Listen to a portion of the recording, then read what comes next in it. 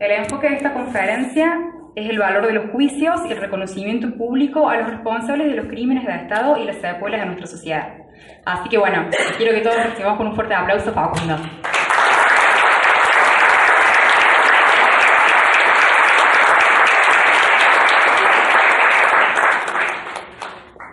Buenas noches, ¿cómo andan?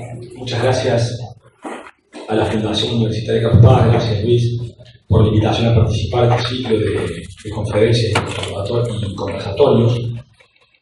Cuando Luis me comenta el proyecto que tenía con la Fundación, inmediatamente le dije que sí, le pregunté, bueno, esto creo que fue a principio de año, le pregunté de qué querés que hable, y me dijo, bueno, no tengo problema, después lo vemos. Bueno, pasó el tiempo, me volvió a decir, mirá, Facundo, que está confirmado, Oscar, Daniel, la Tere. Bueno, Luis, decime de qué querés que hable. Bueno, dice, viste de los juicios, Facundo, de la importancia de los juicios. Hace, creo que un mes atrás, aproximadamente, me manda un WhatsApp y me dice, bueno, el título tuyo es Juicios, el valor simbólico de la verdad. Mierda, qué título que dije que le mando Luis. Muy bueno, me gustó.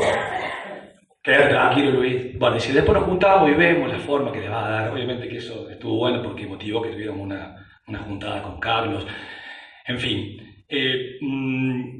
obviamente que la idea es exponer esto, digamos, cuál es el valor simbólico que tienen de verdad los juicios,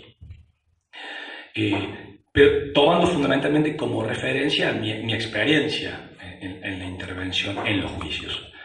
Como dijo Natalia, yo tuve la oportunidad de intervenir a partir del segundo juicio con Carlos, acompañándolo en 3 o 4 juicios.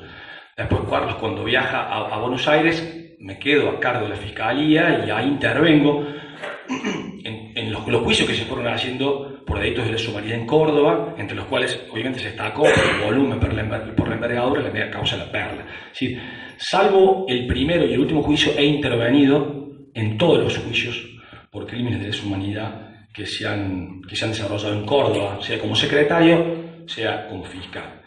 Y bueno, en este caso siempre me han invitado, pero la verdad que nunca, si bien se trata obviamente del valor que tiene la verdad a la hora de un juicio, nunca me había puesto a pensar específicamente este valor simbólico, para tratarlo como un tema central, digamos. Siempre, para hablar de derechos humanos y para hablar de juicios o temas vinculados a juicios por crímenes de lesa humanidad, podemos tener un montón de temas que tocan. Me parece que era interesante el título que había elegido Luis. Es decir, la verdad como algo trascendente que proporcionan los juicios por crímenes de lesa humanidad.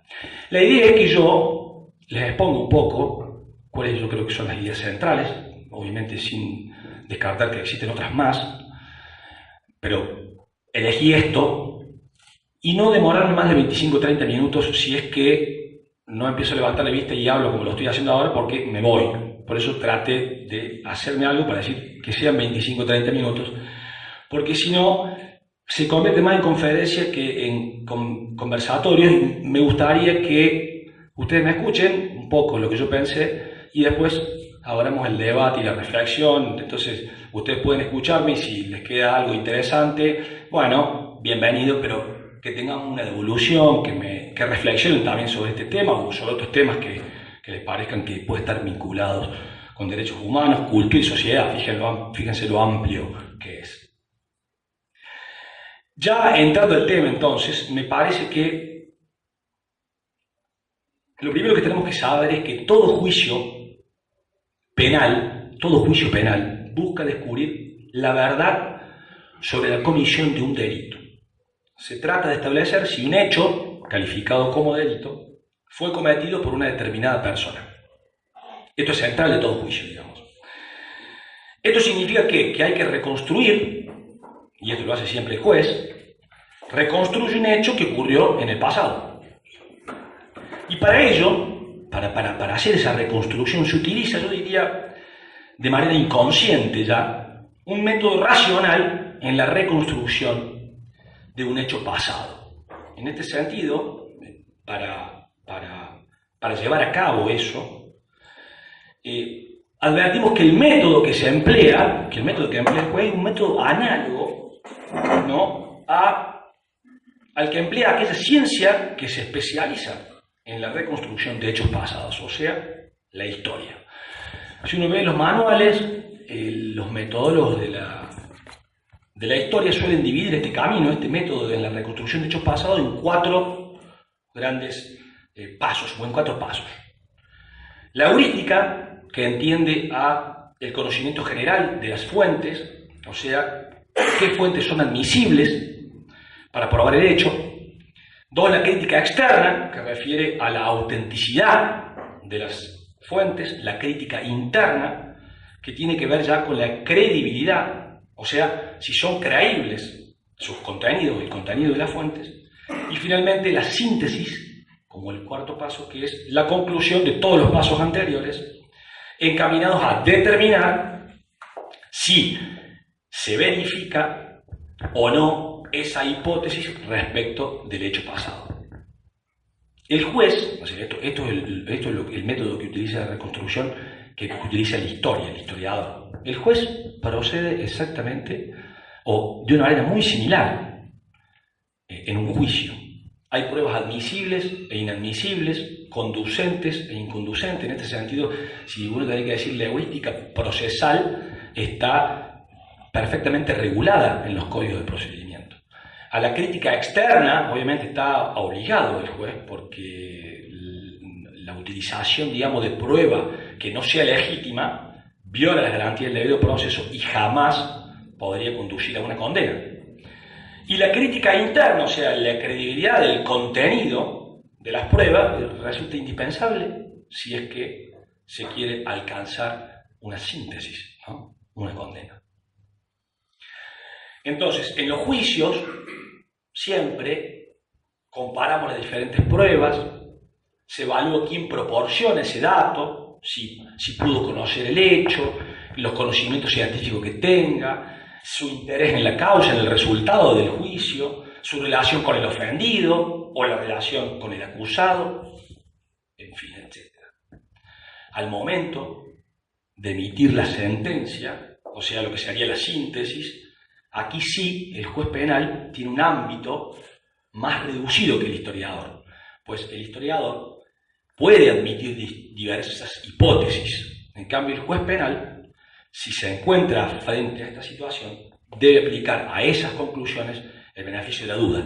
Esto es lo que ocurre cuando un juez penal, al momento de dictar una sentencia, no llega a la certeza sobre la existencia del hecho y la participación del acusado, o la participación de quien está acusado efectivamente, y en ese caso tiene que concluir con la absolución de esa persona que se encuentra acusada. Ahora bien, esto que es aplicable, digamos, les quise explicar rápido que este es el modo en que se procede en todo juicio, entonces, bueno, ahora, y este es el modo en que se llega a la verdad en todo juicio. Ahora, bueno, ¿qué diferencia, digamos, a un juicio de lesa humanidad que hace que la verdad a la que se arriba adquiera un valor trascendental? ¿Sí? ¿Por qué el título me parece atinado cuando Luis habla del valor simbólico de la verdad que tienen estos juicios específicamente? ¿Sí? ¿Cuál es la diferencia con otro juicio que llega también a la verdad de un hecho? ¿Sí? ¿Cuál es la diferencia de la mea causa de la perla con un juez que juzga a una persona que cometió un robo hace un año atrás? Y bueno, yo creo que aquí hay muchas cosas para decir. En primer lugar, que no estamos ante la verdad de cualquier delito, sino que estamos ante la verdad de miles de asesinatos, desapariciones forzadas, violaciones, robo de niños, torturas, secuestros. Estamos frente a la verdad del funcionamiento de los campos de concentración. En fin, se trata de la verdad sobre la magnitud del horror que tanto daño ha causado a la sociedad argentina. Es además, creo también, y esto tiene un valor simbólico, es una verdad por la que se ha esperado mucho tiempo, sobre todo teniendo en cuenta que nuestro país tuvo un primer gran juicio, que fue el juicio a las juntas, ni bien recuperada la democracia, pero luego tuvimos un periodo de impunidad, de indulto, de amnistías, que llevaron a que el pueblo argentino tuviera que esperar hasta el día de hoy para encontrar una respuesta frente a los crímenes de lesa humanidad que se cometieron en nuestro país. Las víctimas de la mega causa de la Perla, los familiares de la mega causa de las víctimas de la mega causa de la Perla, el pueblo cordobés y la ciudadanía argentina esperó 40 años para la sentencia en la mega causa de la Perla. Vaya si no tiene un valor simbólico esa verdad que nos dio la sentencia dictada en la mega causa de la Perla. En segundo lugar, como estos delitos son calificados como crímenes de lesa humanidad y por lo tanto son imprescriptibles, en los juicios se debe acreditar que los hechos fueron cometidos como parte de un ataque generalizado y sistemático contra la población civil. Es decir, el juez no solo tiene que llegar a la verdad del crimen en sí, como sería cualquier juez, o sea, el juez en un juicio por crimen de lesa humanidad no solo tiene que acreditar la verdad del asesinato, de la desaparición, de la violación, del robo de niños, sino que además tiene que acreditar el contexto en el que ese crimen se cometió. Esto significa que para dictar una sentencia condenatoria debe arribar a la conclusión y a la certeza de que esos crímenes se cometieron contra un número indeterminado de personas. Es decir, por más que sea un acto, tiene que ser parte de un ataque generalizado, o sea, contra un número indeterminado de personas, por eso es generalizado, o que respondieron, o que ese crimen respondió a un plan sistemático, o sea, una serie concatenada de actos de similares características. Es decir, el valor de esa verdad entonces está determinado porque pone al descubierto el contexto y las estructuras en las que se enmarcaron las violaciones a los derechos humanos. Los juicios, entonces, nos permiten conocer que el terrorismo de Estado se dirigió contra opositores políticos de manera indiscriminada y generalizada, en su mayoría trabajadores y estudiantes, pero además también nos permite conocer nos permite llegar a la verdad de cómo se procedía a los secuestros, cómo fue el posterior traslado de los campos de concentración, el trato que sufrieron las víctimas, las torturas a las que fueron sometidas y finalmente, en la mayoría de los casos y lamentablemente, asesinadas y sus restos ocultos para no ser encontrados.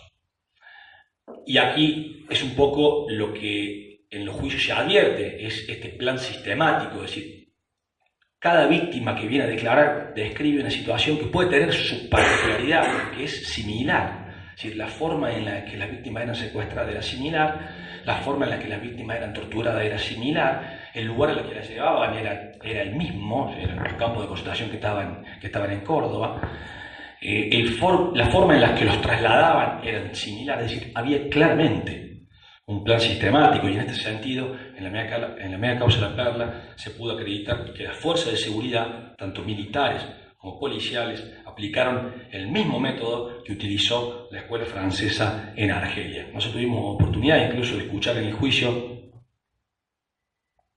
el testimonio de la periodista Marie-Monique Robin, que justo cuando estaba tramitando el juicio de la mega causa, fue invitada por la Universidad Nacional a dar una conferencia y entonces ella digamos, tiene un documental que se llama Los Escuadrones de la Muerte de la escuela francesa, donde precisamente describe y explica a través incluso de entrevistas a los militares argentinos, ¿no? Y también a los franceses, ¿no? Cómo ese método utilizado por los franceses en Argelia fue importado, ¿no?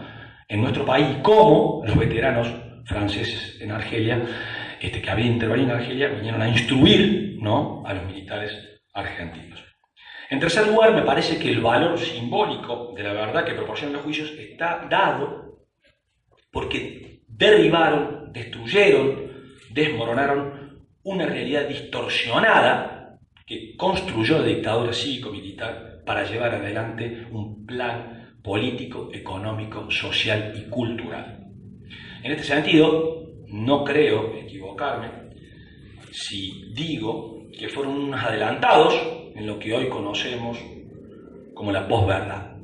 Es decir, si algo resulta evidente de los juicios es que el terrorismo de Estado recurrió, además del uso ilegal de la fuerza, el uso ilegal de la fuerza para la violación masiva y sistemática de los derechos humanos al uso del lenguaje y la comunicación con el objetivo de tergiversar la realidad, amedrentar y disciplinar a la ciudadanía para imponer un proyecto político y económico que beneficiaba a la élite dominante en detrimento de las clases populares. Esto surge claramente de todos los juicios. Y puedo dar ejemplos de lo que yo considero que la dictadura cívico-militar claramente puede ser enmarcado dentro de la posverdad en cómo se distorsiona la realidad. Hay unos ejemplos y hay muchos más. Cuando Videla habla sobre el desaparecido, ¿se acuerdan que Videla, en una conferencia de prensa, dice que él les dijo, en 1979, dijo que el desaparecido es una incógnita como tal? Mientras está desaparecido no tiene un tratamiento especial, no tiene entidad, o sea, no está ni vivo ni muerto, está desaparecido. Pero además, Videla, en esa conferencia decía, justamente, fíjense, esto lo quiero leer para no olvidarme, justamente para defender la libertad y la dignidad del hombre, la Argentina tuvo que enfrentar a una guerra. Ya me voy a ocupar de la guerra. Los argentinos no tenemos nada de qué avergonzarnos porque justamente eso ocurrió en defensa de los derechos humanos del pueblo argentino. Videla hablaba de la defensa de los derechos humanos del pueblo argentino. Si eso no es posverdad, díganmelo. A partir de los juicios, de allí el valor simbólico de la verdad, pudimos conocer que el desaparecido no es una incógnita, no es una entelequia, tampoco es algo que no exista, que no tenga entidad. El desaparecido es un hijo, un padre, una madre, un compañero, un hermano que fue secuestrado por la dictadura cívico-militar, que fue asesinado y su cuerpo oculto para no ser encontrado. Al desaparecido, lamentablemente, todavía lo estamos buscando. Nosotros, incluso en la media causa La Perla, tuvimos oportunidad, allá por octubre del año 2014, el equipo argentino de antropología forense encontró restos de desaparecidos en los hornos del campo de guarnición, que quedaba dentro del campo de guarnición militar Córdoba. En estos hornos eran unos hornos de cal que quedaban en inmediaciones de la estancia La Ochoa, cerca del campo de concentración La Perla. La estancia La Ochoa era la estancia de descanso de Luciano Benjamín Menéndez. Bueno, en esos hornos se encontraron los restos de 4 víctimas de la media causa La Perla. Eran víctimas que habían sido secuestradas en el año 1975. En ese mismo año, en el mes de diciembre, sin que nadie supiera, porque eso se mantenía obviamente en reserva, los acusados de la media causa La Perla un día dijeron que querían dar nombres de personas que eran víctimas de la causa y que ellos entendían que estaban desaparecidas y que ellos entendían que sus cuerpos podían encontrarse en unos hornos en el campo de guarnición militar Córdoba. Frente a eso, obviamente, esto se los cuento, fue todo como una situación compleja, porque decimos, bueno, el juicio es público, al juicio accede cualquier persona y nosotros no podemos estar escuchando que estos acusados nos dicen eso sin tener chequeado si efectivamente se encuentran los restos o no se encuentran los restos, digamos.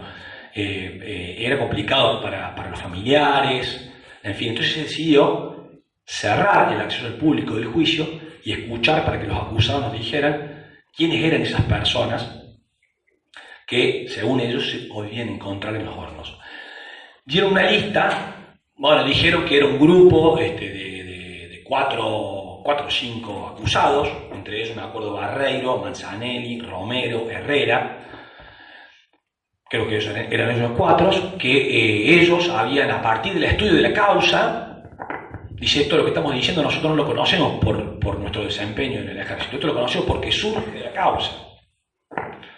Yo les aseguro, yo me leí toda la causa y en ningún lugar de la causa decía que había un... Porque usted imagínense, si en la causa dice que hay un lugar enterrado, un desaparecido, ¿cómo lo vamos a ir a buscar? Por Dios. Bueno, en fin, fuimos a ese lugar y cuando llegamos a los hornos eran 3 hornos y ahí Me parece que ellos no lo pensaron a eso, entonces le dijimos, bueno, mirá, acá son 3 hornos. ¿A dónde esos 3 hornos? Porque estaban los hornos tapados, antes se hacía cal ahí, entonces estaban tapados con tierra, con piedra. Bueno, de estos hornos, ¿dónde es que...?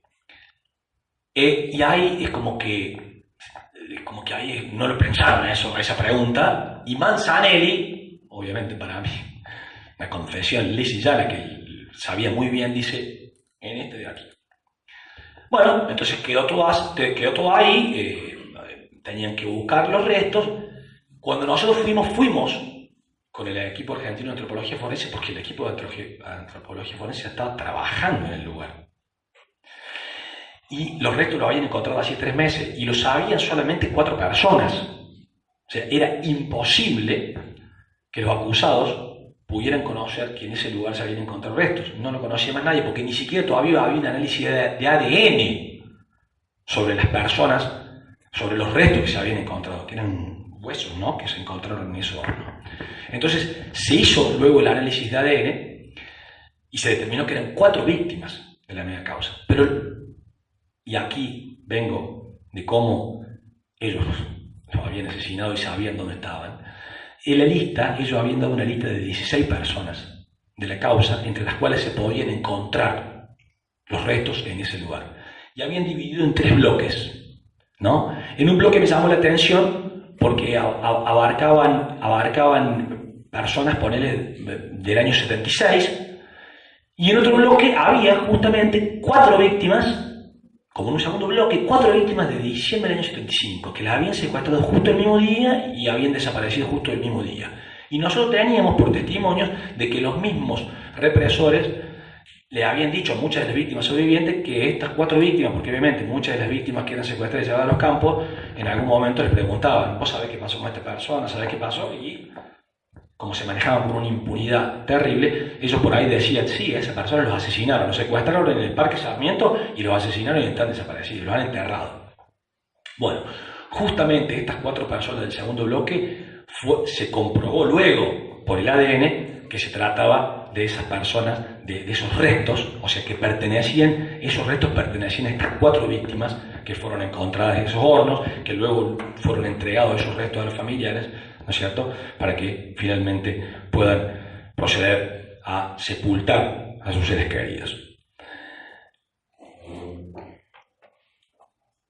Eso es, digamos, lo primero que yo advierto claramente de la posverdad del desaparecido. La guerra de la que habla Videla, Menéndez, y todos los que participaron de la dictadura siguen hablando de una guerra.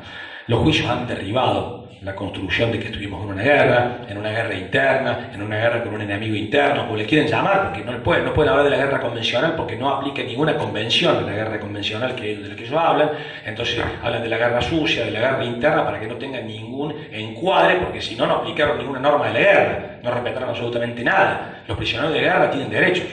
No pueden ser torturados, asesinados, violados, robados a los niños, asesinados y enterrados en fosas comunes, en fin.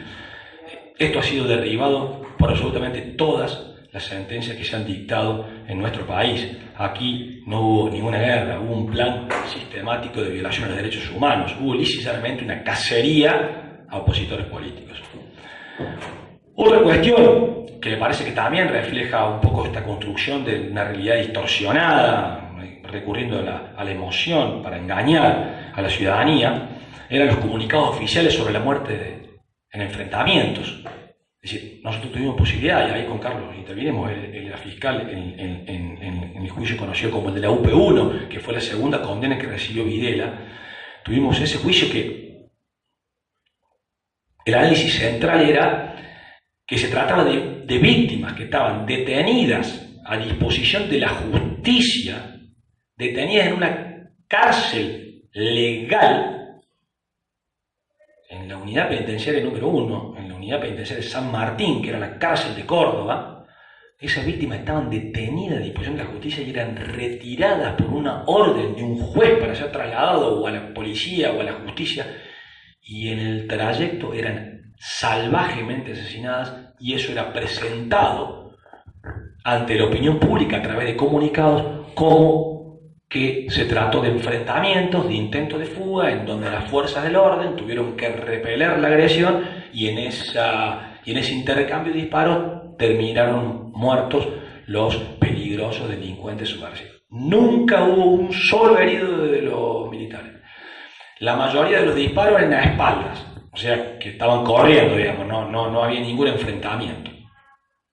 Esto se pudo acreditar en el juicio de la UP1. Obviamente nosotros, en la media causa de la Perla, tuvimos mucho más procedimientos, porque claro, aprovechándose de la clandestinidad que le daba la media causa de la Perla, el campo de concentración La Perla o la Ribera, para ellos era mucho más simple, eran personas que ya estaban desaparecidas de antemano y entonces, bueno, eran subversivos que estaban en la clandestinidad y que se enfrentaban con las fuerzas del orden porque en un control evadieron el control y repelieron y comenzaron a disparar a las fuerzas de seguridad.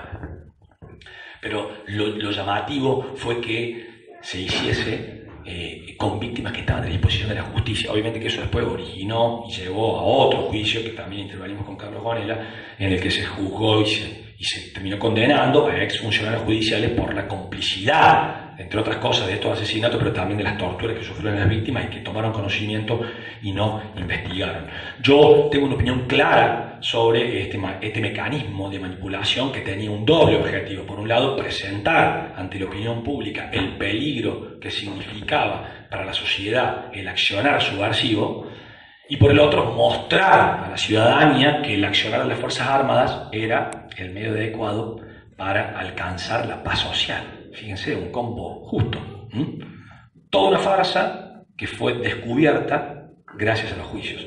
Fíjense el valor, entonces, valor simbólico de la verdad, por lo mismo, de la sentencia, ¿no?, que pone en blanco sobre negro respecto del proceder de las fuerzas de seguridad, pero también de la situación de las víctimas. Esas víctimas fueron entregadas a sus familiares, en algunos casos hasta negadas también, los restos, las asesinaron y le negaban los restos. Esto pasó en más de un caso, pero esas víctimas fueron entregadas a sus familiares como diciendo, mira, acá le traemos al asesino de su hijo y nosotros estamos trayendo la paz social. Entonces digo, ¿cómo? Imagínense qué significa para ese familiar que un juez le diga, mira, en realidad su hijo, su hija no era un asesino, era una víctima que estaba en la unidad penitenciaria número 1 y que la asesinaron, o era una víctima que estaba secuestrada en el campo de concentración La Perla y la asesinaron.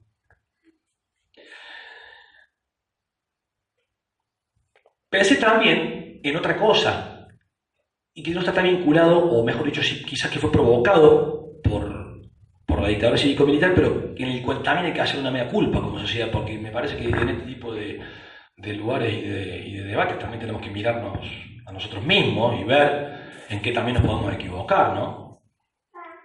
Digo, pensando en los juicios, pero pensando en hoy, ¿no? En algunas apreciaciones que por ahí tenemos, quizás un tanto sin reflexionar lo que estamos diciendo, pero bueno, y está bien que lo acabe matando si robó, y no, si nosotros venimos de un proceso en el que a la gente se la mataba sin juzgar, no podemos aceptar la justicia por mano propia, que no existe, no hay justicia por mano propia. La justicia es una institución donde existe un fiscal que va a acusar, un defensor y una persona que está sospechada de un delito que tiene todas las garantías de ser defendida y un juez que lo va a condenar a la pena que le corresponde porque está previsto por ley.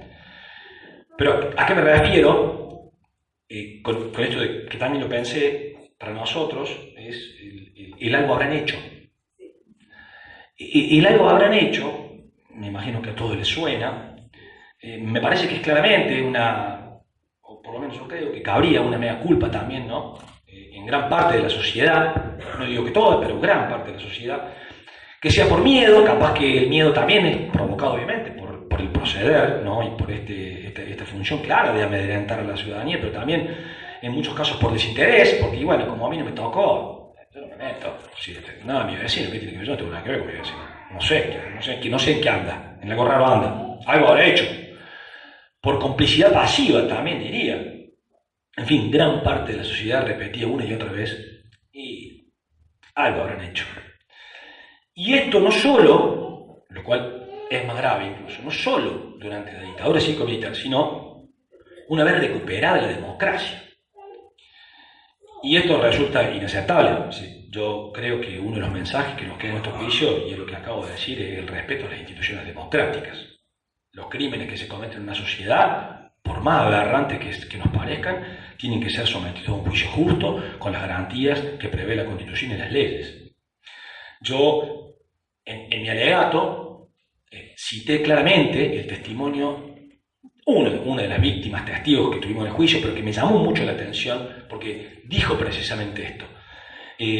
Las víctimas portamos, así lo dijo Gustavo Contepomi, lo dijo, las víctimas portamos el estigma de algo habrán hecho.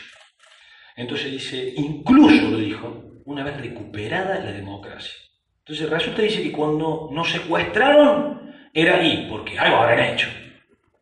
Y una vez que recuperamos la libertad, quienes estuvimos clandestinamente detenidos, y como nos liberaron, y mataron a la mayoría, y a los que liberaron, y algo habrán hecho. Por algo sea. Es decir, si lo liberaron y recuperaron la libertad, y algo habrá hecho para que recuperaste la libertad. Y esto sí creo, esto último sí creo que se vincula con el señalamiento que estuvo muy pensado por parte de las fuerzas militares, de los represores, por los grupos de tarea, de que algunas víctimas, y lo dijeron, lo han dicho, incluso nosotros en un allanamiento secuestramos documentación de Manzanelli, donde Manzanelli tenía todo un documento de cuál era la defensa que ellos tenían que ensayar si venían por ellos.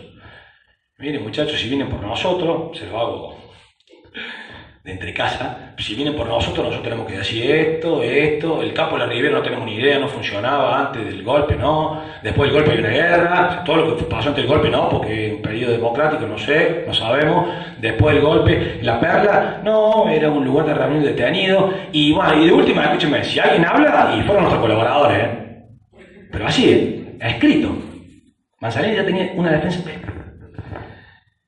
Y esto obviamente es inaceptable. Yo lo dije, me ocupé, no puedo desarrollar, pero me ocupé específicamente de este tema en mi alegato.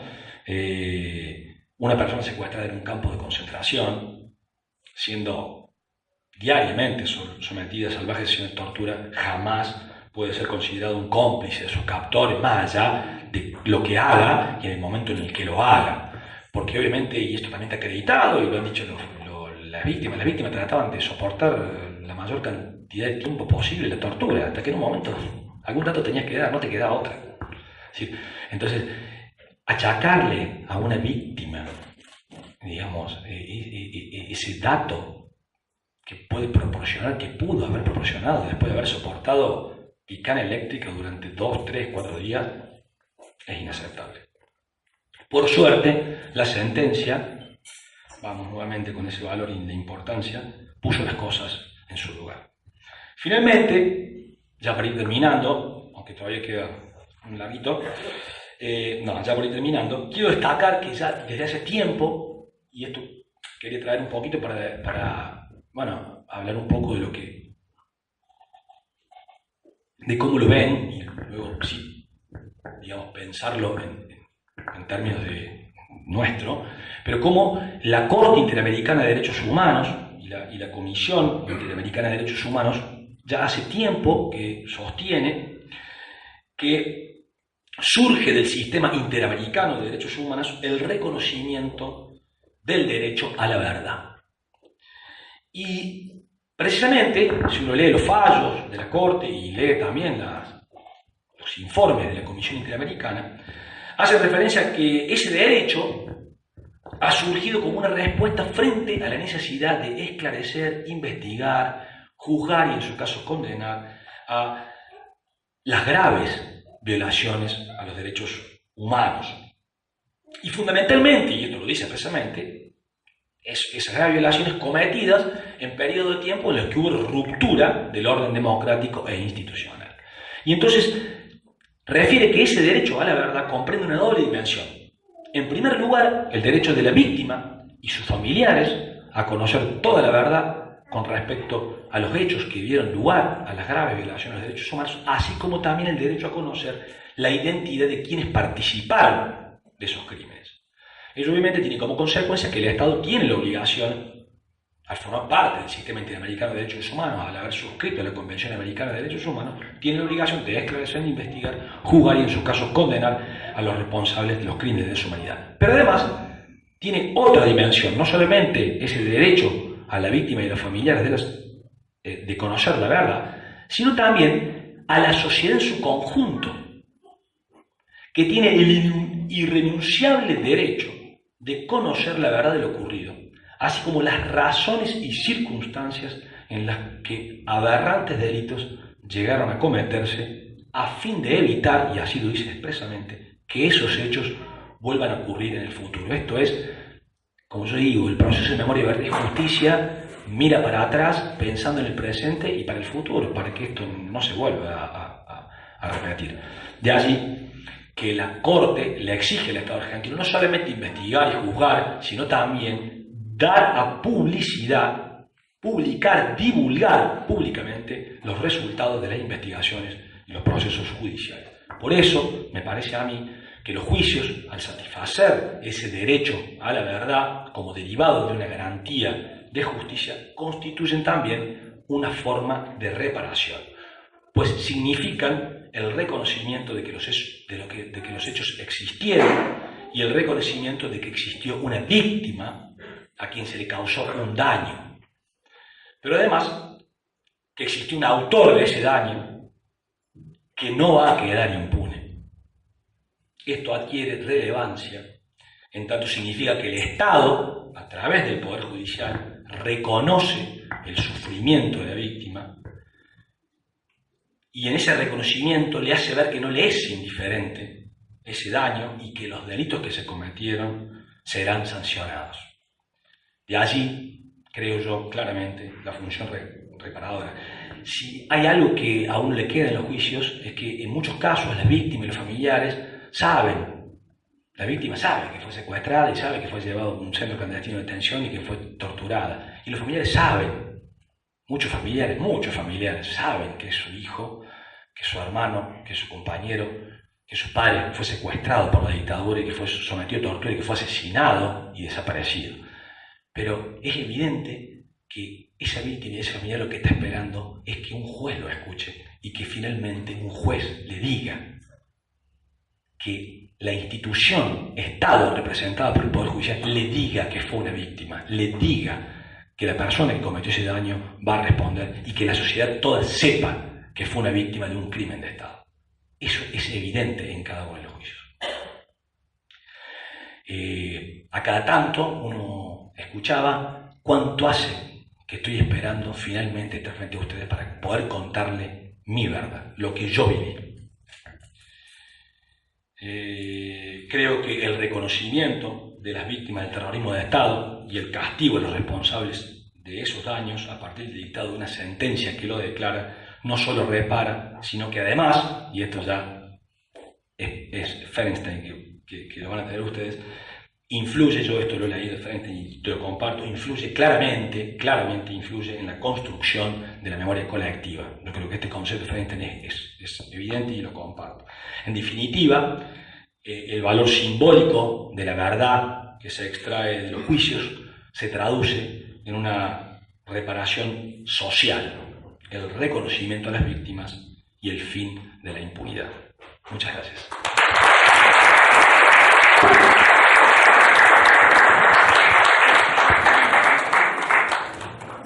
Bueno, cuando en largas noches de conversación y compartir algunas cosas más con Daniel Gonela, que también es responsable de este ciclo, es responsable intelectual de este ciclo, veníamos pensando cómo presentar la cosa y veníamos pensando en quiénes tenían que tomar la palabra. Nunca dudamos de que Facundo debía estar. No estábamos tan seguros de que las personas que van a estar en la cuarta y la quinta conferencia pudiesen acompañarnos, y cuando nos confirmaron su presentación, vamos adelantando porque creo que la presencia de ustedes aquí lo merita, va a estar Daniel Feierstein el 7 de junio y va a estar el 21 de junio cerrando este ciclo José Luis Jureza, que es un psicoanalista argentino que tiene publicaciones que están íntimamente ligadas con todo lo que hemos venido presentando hasta aquí. El ciclo tiene una unidad conceptual Y esa es la razón por la cual a nosotros nos interesaba que en la noche de hoy Facundo tomase la palabra. A mí particularmente me parece que hay dos razones por las cuales lo que acaba de decir Facundo es decisivo. Una es epistemológica, que tiene que ver con la forma en que se construye la verdad, con la forma en que circulan determinados decires, saberes y verdades en el campo de lo público. Y la otra es política, porque una vez que esos saberes y verdades, o que esas cuestiones se han instalado, entran a tallar en las representaciones que la sociedad se hace de sí misma y del otro. Me parece que después de una intervención como la que acaba de hacer Facundo, es difícil poder plantarse en una posición negacionista respecto de hechos que han sido objetivamente comprobados. Él fue haciendo un recorrido o fue haciendo una analogía respecto de cómo trabaja un juez y cómo trabaja un historiador. Y me parece que ahí también hay elementos que son significativos para que cuando nos reunamos en estos ámbitos no estemos diciendo aquello que nos parece porque nos parece, o sea, no estemos hablando por boca de ganso, sino que a partir del hecho de que algunas autoridades nos acompañen, autoridades en su campo nos acompañen, nosotros mañana o ahora mismo podamos discutir a partir de algunas cuestiones mucho más concretas. Ese es el objetivo que nos proponemos fundamentalmente desde el grupo de investigaciones y de la Fundación. Esto hemos hablado con Pichi, con Marcela y con mucha otra gente que pertenece a la Fundación cada vez que imaginamos este ciclo. Entonces, tras la presentación de Facundo, yo personalmente estoy encantado, pero bueno, esto es algo personal, necesitaba decirlo. Son mis amigos. Decían que bueno es pasarte la pelota. Nada, quería decir eso y a partir, sobre todo para que tuviésemos también una idea general de aquello de lo que va el ciclo, ¿sí? De con qué nos vamos a encontrar, porque en menos de 15 días va a estar acá sentado en el lugar de Facundo Carlos Bonera. Y me parece que también va a haber allí una invitación a la cual yo creo que no hay que faltar. Si queremos comprender realmente de qué va el presente, tenemos que escuchar este tipo de presentaciones para poder saber qué podemos esperar del futuro inmediato, no más, y para saber cómo abordar las problemáticas que hoy nos aquejan.